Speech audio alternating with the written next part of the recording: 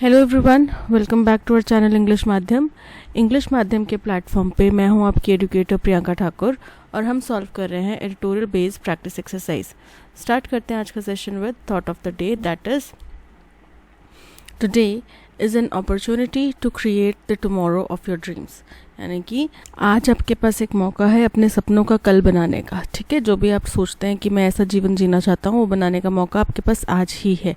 ठीक है, तो उसको यूटिलाइज करो और उसके लिए काम करो। राइट, चलिए स्टार्ट करते हैं reading comprehension and practice exercise for SSC CGL 2024। New Delhi's experience of high heat can not be pinned on climate change. New Delhi का जो एक्सपीरियंस है हाई हीट का, यानी कि न्यू दिल्ली में जो बढ़ती हुई गर्मी है उसको आप पूरी तरीके से क्लाइमेट चेंज के ऊपर नहीं थोप सकते। Right, on May 29 the Mungeshpur automatic weather station north of New Delhi recorded a maximum 52.9 degree Celsius.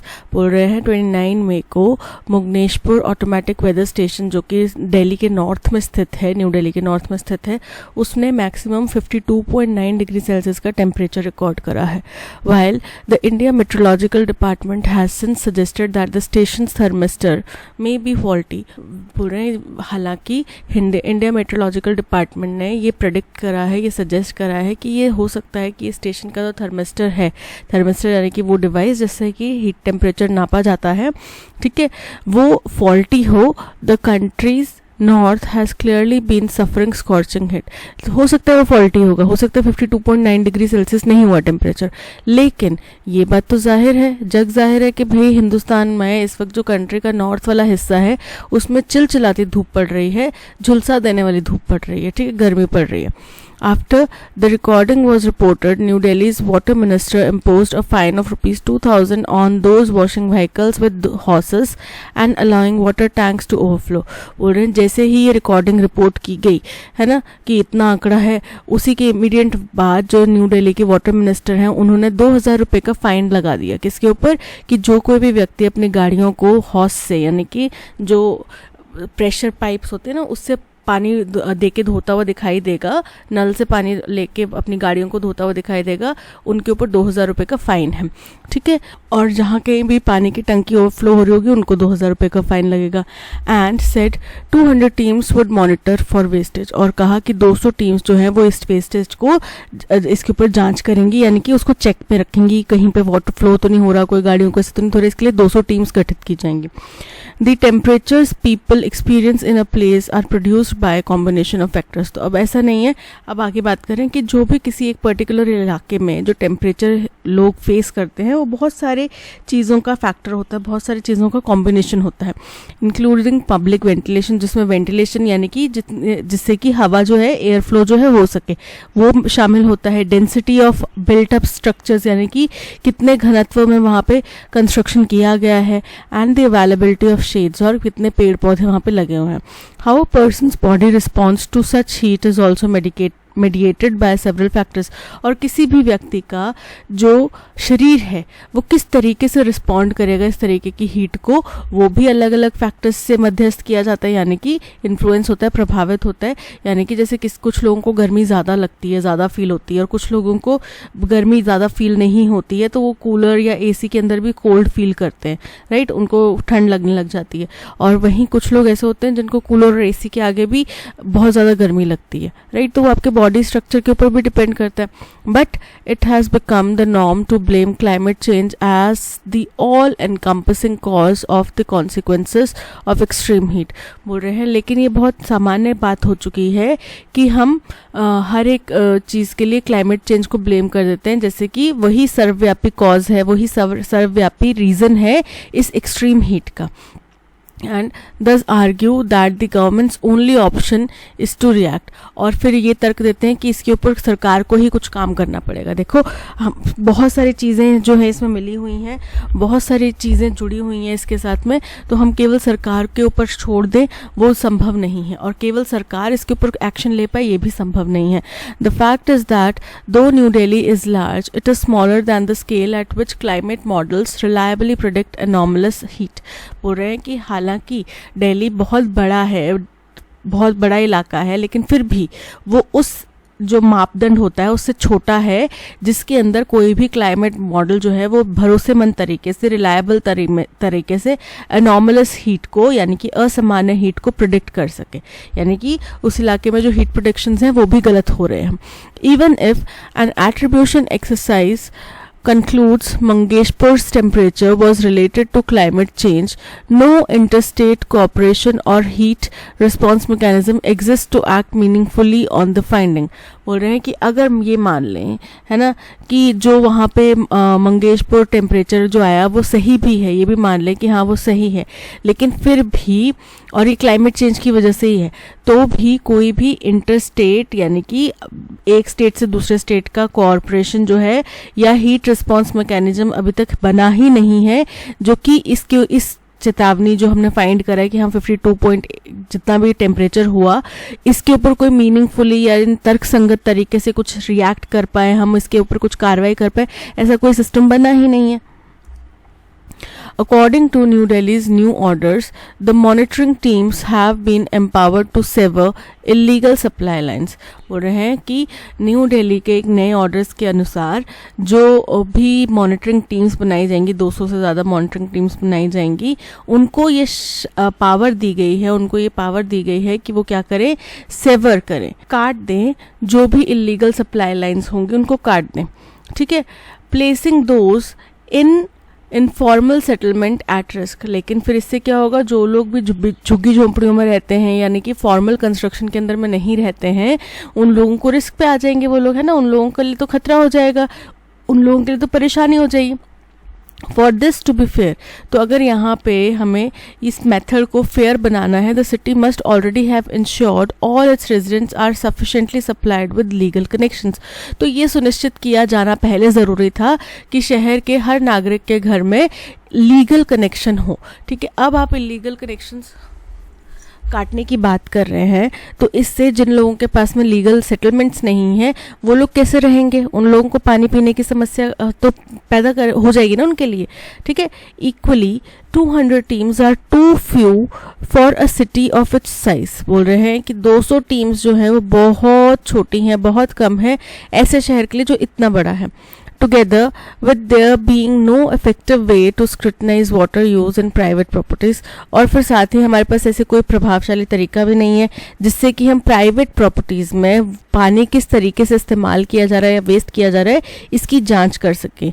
ठीक है, their mandate amounts to little, तो उनका आदेश जो है ये बहुत ही थोड़ा है, ना के बराबर है. The city's peak power demand also crossed 8.3 gigawatt on May 29. जो शहर की पीक पावर डिमांड थी, पीक मतलब सबसे हाईएस्ट पावर डिमांड थी, वो भी 8.3 गीगावाट का मार्क जो है इसको क्रॉस कर चुकी है 29 मई को. High heat increases water consumption at power generation facilities. अब हाई हीट की वजह से पावर जनरेशन फैसिलिटीज़ में भी वाटर कंजम्पशन जो है वो बढ़ गया है. इनफैक्ट ट्रांसफार्मर्स को कूल करने के लिए पानी का इस्तेमाल किया जा रहा है, कूलर्स लगाए जा रहे हैं, इतना बुरा गर्मी से हाल हो रखा है. New Delhi has a heat action plan, but the city's present response suggests it does not accommodate externalities such as the availability of water from neighboring Haryana and illegal supply connections. बोल रहे हैं कि new Delhi के पास में heat action plan तो है, लेकिन फिलहाल के लिए, अभी के लिए जो सिटी का रिस्पॉन्स है वो ये दर्शाता है कि वहाँ पे जो सही तरीके से एक्सटर्नलिटीज़ यानी कि जो बाहरी रिस्पॉन्सेज हैं, बाहरी चीज़ें हैं, उनको हम लोग सही तरीके से यूज़ नहीं कर पा रहे, एकोमोडेट नहीं कर पा रहे, क्योंकि जो पानी नेबरिंग हरियाणा से आता है उसकी अवेलेबिलिटी और इलीगल सप्लाई कनेक्शंस जो हैं उनको हम सही तरीके से इस्तेमाल नहीं कर पा रहे या फिर सही तरीके से उनके ऊपर कार्य नहीं कर पा रहे. Such plans should also include passive long-term measures that ensure life can go on irrespective of the ambient temperature. बोल रहे हैं ऐसे प्लान्स जो हैं उसमें पैसिव मेजर्स भी शामिल होने चाहिए जो कि लॉन्ग टर्म के लिए चले, लॉन्ग टर्म के लिए दिखें, ताकि उसमें ये सुनिश्चित किया जा सके कि ज़िंदगी जो है वो चलती रहेगी, चाहे आसपास का सराउंडिंग का टेम्परेचर कैसा भी हो, पर वहाँ की जनजीवन को कोई नुकसान नहीं होगा. with respect to water. For example, cities could maintain a reservoir for emergencies. अगर हम बात पानी की करें, उदाहरण के तौर पर अगर पानी की बात करें तो शहरों में रिजर्वायर्स बनाए जा सकते हैं जिनको हम इमरजेंसी के दौरान में इस्तेमाल किया जा सकता है. A distribution system that resists tampering and municipal body teams that conduct surprise wastage checks. फिर ऐसा डिस्ट्रीब्यूशन सिस्टम बनाया जाना चाहिए जिसमें कोई भी छेड़छाड़ नहीं हो, टैंपरिंग यानी कि बीच में से तोड़ के वो ले गए कनेक्शन, ऐसा ना हो. ठीक है. और म्यूनिसिपल बॉडीज की टीम बनानी चाहिए, म्यूनिसिपल बॉडी टीम्स बनानी चाहिए जो कि सरप्राइज वेस्टेज चेक करें पूरे साल भर के दौरान में, रादर देन इंटरमिटेंटली. किसी फिक्स समय के अनुसार फिक्स पीरियोडिक टाइम के, यानी हर 4 महीने में टेस्ट होता है, उसकी बजाय वो रैंडमली कभी भी टीम उठ के जाए और चेक करने लगे. ठीक है, ऐसा होना चाहिए. तो लोगों के अंदर डर रहेगा कि हाँ भाई अचानक से कभी भी टीम आ सकती है, तो हम गलत काम ना करें, गलत तरीके से पानी को वेस्ट ना करें. Similarly, instead of shutting schools and offices to avoid peak heat, as many action plans stipulate, government should facilitate cooling by traditional architectural methods. बोल रहे हैं इसी प्रकार से स्कूल्स को, कॉलेजेस को, ऑफिसेस को पीक हीट के दौरान में बंद करने की बजाय सरकार को इस तरीके के एक्शन प्लान जो है वो स्टिपुलेट करने चाहिए, यानी कि निर्धारित करने चाहिए सरकार द्वारा. ट्रेडिशनल मेथड्स से, ट्रेडिशनल आर्किटेक्चरल मेथड्स से कूलिंग टेक्निक्स जो है वो अपनानी चाहिए. ठीक है. Set up shaded pedestrian corridors. और पेडेस्ट्रियन क्या होता है, जहाँ पे लोग चलते हैं. ठीक है. तो उसको शेडेड बनाना चाहिए, यानी कि पूरे जो फुटपाथ है उसके इर्द गिर्द जो है पेड़ लगाया जाना चाहिए. ठीक है. And incentivise the use of air conditioned public transport. और पब्लिक ट्रांसपोर्ट जो एयर कंडीशनड हो उनको इंसेंटिवाइज करना चाहिए, यानी कि उनको प्रेरित करना चाहिए. ठीक है. Governments are answerable to the terms on which they expect people to cope with the heat. तो जिस शर्तों के ऊपर, जिन तर्कों के ऊपर, जिन टर्म्स एंड कंडीशंस के ऊपर वो लोगों को चाहते हैं कि ये हीट से जूझे, वही तर्क जो है सरकारों के ऊपर भी लागू होते हैं. उनकी जवाबदेही भी उन्हीं तर्कों के ऊपर है कि भाई आप क्या काम कर रहे हो. ठीक है. जैसे कि मैंने आपसे एक दिन पहले हमने एक पैसेज डिस्कस करा था, मैंने आपसे बात करी थी कि इतने सारे water reserve, rain water harvesting system की हम बात करते हैं, आम जनमानस को बोलते हैं. इंजीनियरिंग कॉलेज में सबसे पहले इनको लगाया जाना चाहिए, राइट. मेडिकल कॉलेजेस में इनको सबसे पहले लगाया जाना चाहिए. इनफैक्ट जो भी गवर्नमेंट ऑफिसेज हैं वहाँ पे ये इस तरीके का सोलर पैनल सिस्टम और इसके अलावा जो रेन वाटर हार्वेस्टिंग सिस्टम, इन चीज़ों को ज़्यादा तवज्जो देनी चाहिए. ठीक है. तभी आम जनमानस को लगेगा कि हाँ जी ये लोग भी करते हैं, हम भी कर सकते हैं, right. What is the tone of the passage. Passage की टोन अलार्मिस्ट, गंभीर है, लेकिन यहाँ पे कुछ चीज़ों का एनालिसिस किया है, कुछ चीज़ों के बारे में हमने जांचा पढ़ा है कि भाई दिल्ली का क्या सिस्टम है, वहाँ पे इस तरीके के सिस्टम क्यों फेल हो रहे हैं, ज़्यादा गर्मी क्यों पड़ रही है, केवल क्लाइमेट चेंज तो नहीं है इसका कारण, और भी बहुत सारी चीज़ें हैं. ठीक है. तो ये टोन कैसी है, analytical. Option B is correct. What is the main theme of the passage? Passage की main theme, the inefficacy of current measures to combat high heat in new Delhi. की न्यू दिल्ली में जो हम गर्मी से निजात पाने के लिए कदम उठा रहे हैं वो कितने अप्रभावशाली रहे हैं. So option A is correct. What immediate action did New Delhi water minister take in response to extreme heat recorded at the Mugeshpur weather station. तो उन्होंने इमीडिएटली टीम गठित करी 200 लोगों की और 2000 रुपए का फाइन लगाने के लिए कहा उन लोगों के ऊपर जो हॉर्स का इस्तेमाल करके अपने गाड़ी व्हीकल्स को वॉश करेंगे या फिर जिनकी टंकियां ओवरफ्लो हो रही होंगी पानी की, उनके लिए, right. The minister ordered an investigation into the possible fault of the weather station. Incorrect है. The minister implemented a fine of rupees 2,000 on individuals using horses to wash vehicles and causing water tanks to overflow, and announced the deployment of 200 teams to monitor for water wastage. Option B is correct. What is the best antonym for scorching in the context of the passage? Passage में scorching मतलब चिलचिलाती, झुलसा देने वाली गर्मी. ठीक है. lukewarm गर्म होता है, blistering गर्म होता है, tepid मतलब हल्का सा गर्म. ठीक है. तो कूल मतलब ठंडा. तो स्कॉर्चिंग झुलसा देने वाली से तो उसका ऑपोजिट क्या आएगा, cool. So option D is correct. Based on the passage, what is the primary inference that can be drawn about the effectiveness of new Delhi's heat action plan. की न्यू दिल्ली का जो हीट एक्शन प्लान है उसके बारे में क्या हम बात कह सकते हैं, क्या तात्पर्य हम निकाल सकते हैं पैसेज के अकॉर्डिंग. ठीक है. The heat action plan is highly effective in mitigating the effects of high heat, ensuring the wellbeing of all residents. Incorrect है. अगर इतना ही इफेक्टिव होता तो जो टेम्परेचर इतना ज़्यादा दिखाई दे रहा है और पाया जा रहा है, और जो ऑफिस की और स्कूल्स की छुट्टियां करनी पड़ रही हैं वो शायद नहीं करनी पड़ती. The heat action plan is not sufficient as it fails to address critical issues such as availability of water from neighboring regions and illegal water supply connections. Option B is absolutely correct. Passage में कहा गया था कि भाई जो heat action plan है वो इसलिए भी इनसफिशिएंट है क्योंकि बाकी जो अहम मसले हैं उनसे हम डील करने में नाकामयाब रह रहे हैं. ठीक है. सो जब तक उनसे डील नहीं किया जाएगा तब तक एक सफिशिएंट हीट एक्शन प्लान जो है वो नहीं बनाया जा सकता. Right. So option B is correct. Shivam will be invited by us, कि हम शिवम को इन्वाइट करेंगे, कोई पार्टी है तो शिवम हमारे द्वारा इन्वाइट किया जाएगा. So we shall invite Shivam, मतलब हम करेंगे उसको. ठीक है. तो option A is correct. Causing और वांटिंग टू कॉज हार्म और evil to someone, one word substitute करना है कि किसी दूसरे व्यक्ति को बुरा नुकसान पहुंचाने की कोशिश करना, उसके बारे में सोचना. ठीक है. यानी कि गलत भावना, दुर्भावना रखना. केओटिक, केओटिक मतलब अव्यवस्थित, अव्यवस्थित. मेलेवलेंट, मेलेवलेंट मतलब दुर्भावनापूर्ण. इंस्पिड मतलब कि फीका. और रैंकर, रैंकर मतलब कटुता. ठीक है. गुस्सा, बिटरनेस. सो यहाँ पे ऑप्शन बी दुर्भावना is correct. Another boy tried his luck and won a comb, a fountain pen, wristwatch and a table lamp, one after the other in many chances that he played. फिर एक दूसरा लड़का आया जिसने अपना luck आजमाया और पहले एक कॉम जीती, फिर एक फाउंटेन पेन जीता, फिर एक रिस्ट वॉच जीती और फिर एक टेबल लैंप जीता, क्योंकि वो बहुत सारे चांसेस प्ले कर रहा था, बहुत सारे चांसेस उसने खेले, उनमें उसने ये सब चीजें जीती. An old man won a beautiful clock. एक बूढ़े आदमी ने एक ब्यूटीफुल सी घड़ी जीती. The old man did not want the clock. उसको वो घड़ी नहीं चाहिए थी. So the shopkeeper took it back and paid 15 rupees to the old man. तो इसलिए शॉपकीपर ने उससे वो घड़ी वापस ले ली और उसको 15 रुपए पे कर दिए. भैया encouraged him. कोई भैया थे, उन्होंने उसको प्रोत्साहित किया. But Rashid was not lucky when he tried his luck. लेकिन रशीद इतना लकी नहीं था जब उसने अपनी किस्मत आजमानी चाहिए. तो he won only cheap items like pencils and an ink bottle. उसको थोड़ी बहुत छोटी छोटी चीजें, हल्की फुल्की, मतलब कम कीमती चीजें ही मिल रही थी, जैसे कि एक पेंसिल, एक ink bottle. And soon lost all his money. और जल्द ही उसके सारे पैसे खत्म हो गए. He sold all the items to the shopkeeper and went away happily. उसने सारी आइटम्स जो है शॉपकीपर को बेच दी और फिर वो हैप्पीली घर चला गया. अब ही जो है वो दो लोगों के लिए इस्तेमाल हो सकता है.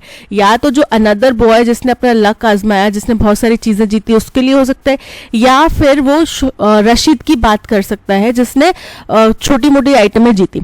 Rashid also wanted to play and try his luck. लेकिन अभी हमें यहाँ से समझ में आ गया कि इस लड़के ने जो वापस अपनी चीजें बेची शॉपकीपर को और पैसे लेकर घर चला गया, उसको देख के रशीद को एनकरेजमेंट लगा, वो भी खेलना चाह रहा था.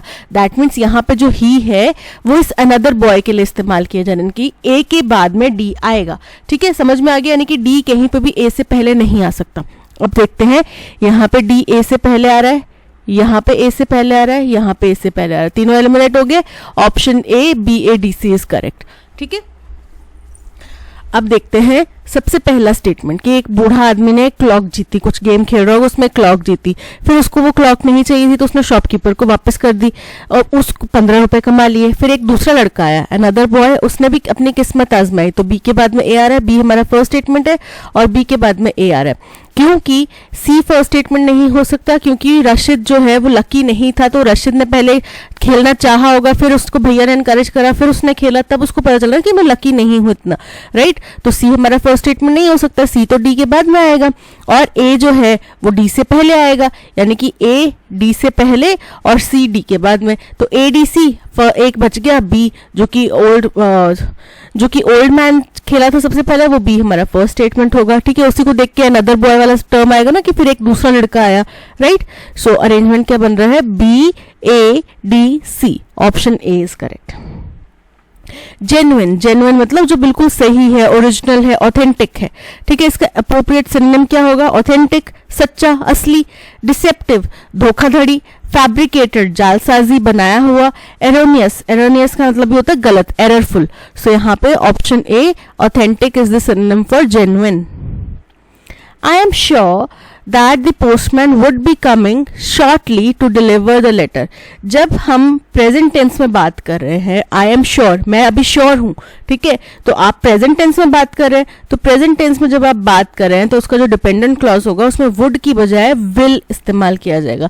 I am sure that the postman will be coming, कि वो आएगा, मुझे श्योर है, आ रहा होगा नहीं, वो आएगा, मुझे श्योर है कि वो आएगा, right. So will be coming shortly to deliver the letter.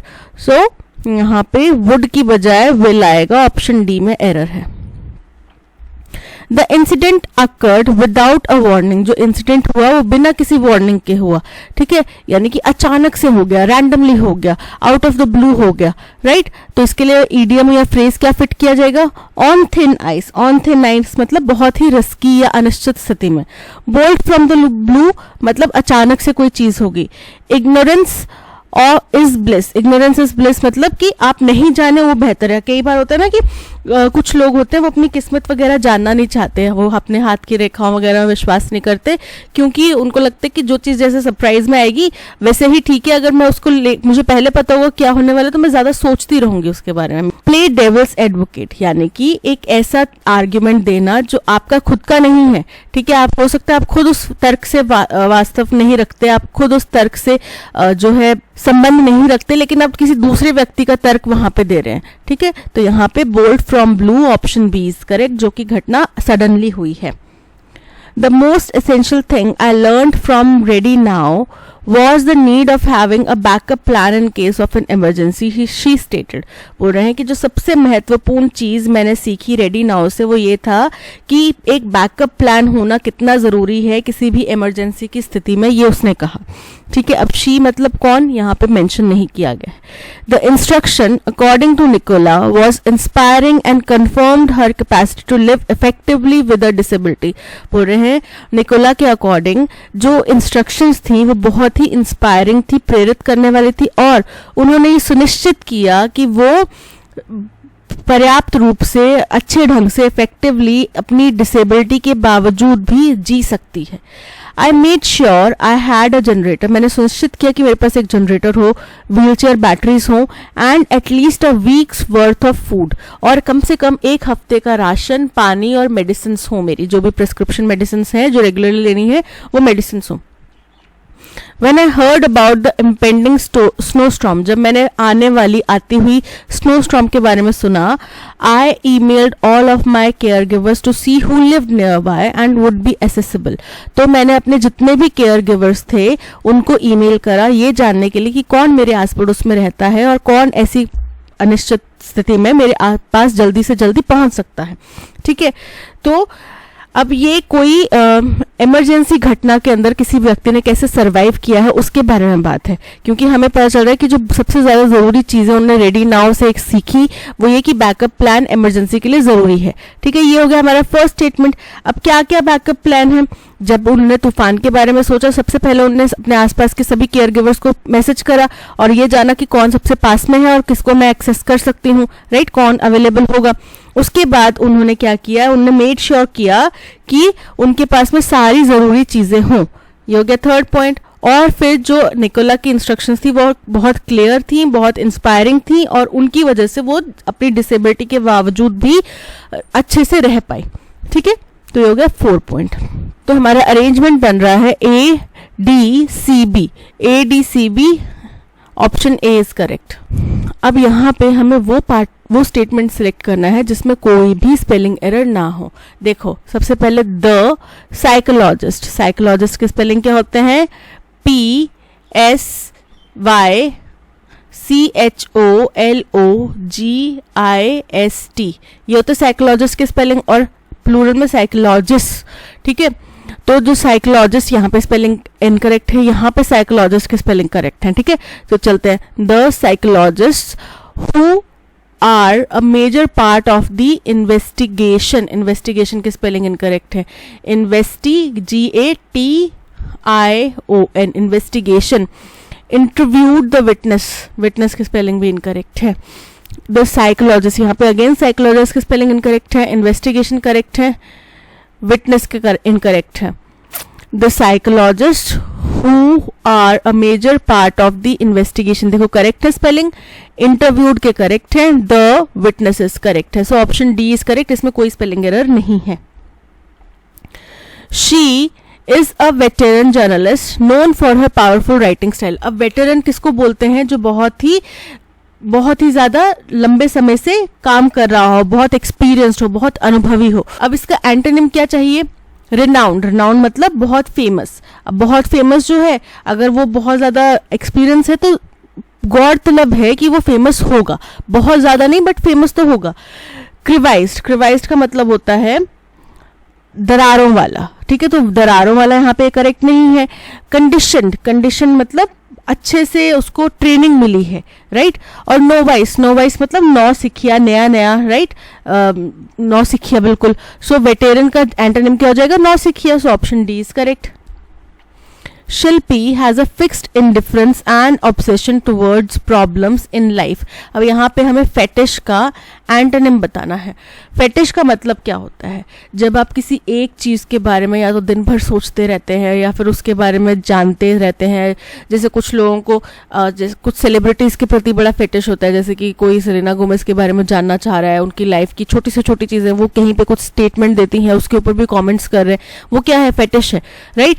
तो फेटिश मतलब आप उनसे इतने प्रभावित हैं, आपकी लाइफ का वो हिस्सा, आप उसके बारे में ही सारा टाइम सोचते रहते हैं, अपना ज्यादा समय उसी के ऊपर लगाते हैं. ठीक है, अब इसका एंटोनिम क्या होगा? आपको परवाह नहीं है वो कौन है, राइट. आप उनसे बिल्कुल उदासीन है, उनके बारे में बिल्कुल इंटरेस्टेड नहीं है, राइट. तो इनडिफरेंस नॉट इंटरेस्टेडनेस को दिखाता है, राइट. उदासीनता को दिखाता है. सो एंटोनिम क्या हो जाएगा? Option A, indifference. Anime is a style of animation popular in Japanese films. बोल रहे हैं एनिमे एक एनिमेशन का स्टाइल है जो जापानीज फिल्म्स में पॉपुलर है. मॉडर्न एनिमे बिगैन इन 1956. मॉडर्न डे एनिमेशन जो है, एनिमे जो है वो 1956 में शुरुआत हुई थी. फाउंड लास्टिंग सक्सेस इन 1961 और इसको अपार सफलता बनी 1961 के दौरान में with establishment of Mushi production, जब मूशी प्रोडक्शन की एस्टैब्लिशमेंट स्थापना हुई थी. At the turn of 21st century, जब 21वीं सदी की शुरुआत हुई, anime began to attain wide international popularity. तो एनिमे जो है वो बहुत ज्यादा पॉपुलैरिटी, इंटरनेशनल पॉपुलैरिटी गेन करने लगा with the Pokemon television series. और सबसे ज्यादा इसको सफलता किससे मिली? पोकेमॉन टेलीविजन सीरीज से. Much of the genre is aimed at children. इसका ज्यादातर जो हिस्सा है वो बच्चों के ऊपर केंद्रित है. But anime films are sometimes marked by adult themes and subject matter. बोल रहे हैं लेकिन कई दफा एनिमे फिल्म्स जो है एडल्ट थीम्स के ऊपर बनाई जाती हैं और सब्जेक्ट मैटर मतलब कि आपकी इंडिविजुअल चॉइस के ऊपर कि आप किस सब्जेक्ट के ऊपर फिल्म बना रहे हैं या क्या आपकी चॉइस है, उसके बेसिस पे वो बनाई जाती हैं. ठीक है, तो सबसे पहले तो इंट्रोडक्शन की एनिमे जो है एक स्टाइल ऑफ एनिमेशन है जो कि जापानीज फिल्म्स में पॉपुलर है. ये हो गया फर्स्ट पॉइंट. फिर इसके बाद में इसका ज्यादातर जो जॉनर है वो बच्चों के ऊपर केंद्रित होता है, बट अलग अलग जॉनर्स में भी ये दिखाई देती हैं. ये हो गया सेकेंड पॉइंट. थर्ड पॉइंट कि आज के दिन का जो मॉडर्न डे एनिमेशन है वो 1956 में स्टार्ट हुआ था और इसको 1961 में बहुत ज्यादा सफलता मिली थी और 21वीं सदी की शुरुआत से इसने बहुत ज्यादा इंटरनेशनल पॉपुलैरिटी गेन कर ली. ठीक है, तो third and fourth ADBC option C is correct. The sermon of the priest was very short and dash. Sermon क्या होता है? जो कथावाचन की जाती है, उनकी ज्ञान की बातें जो करते हैं, राइट. जो हम इंडियन टर्म्स में बोलते हैं ना कि पाठ रखवाया है, कथा रखवाई है, तो वो होता है सरमन. तो उन प्रीस्ट का जो सरमन था वो बहुत शॉर्ट था और कोन्ड मतलब कोनिकल शेप का तो नहीं था. अब कन्वेंस क्या होता है? कन्वेंस आपका ट्रांसपोर्टेशन का जो मेथड होता है वो होता है. तो शॉर्ट और कन्वेंस था क्या उसका सरमन? प्रीस्ट का सरमन क्या शॉर्ट एंड कन्वेंस होगा? नहीं ना, ट्रांसपोर्टेशन से रिलेशन नहीं है. कंसाइज. कंसाइज मतलब to the point. Short and sweet था, शॉर्ट एंड कंसाइज था, राइट. बहुत एप्ट उसमें बातें कही गई, इधर उधर की बातें नहीं करी गई. कंसिस्टेड. कंसिस्टेड मतलब किसी चीजों से मिला हुआ. तो शॉर्ट और कंसिस्टेड था? नहीं, short and concise. Option C is correct. Maruti likes adventure stories specially and adventures of Tarzan. अब देखो, मारुति को एडवेंचर कहानियां पसंद है, खास तौर पे टार्जन की एडवेंचर कहानियां, ठीक है। तो अब दो पॉसिबिलिटीज हैं, अगर तो कहानियां बहुत सारी हैं, ठीक है, तो दी एडवेंचर्स ऑफ टार्जन होगा, दी एडवेंचर्स ऑफ टार्जन, यानी कि टार्जन के बहुत सारे एडवेंचर्स की कहानियां, ठीक है, वो उसको पसंद है।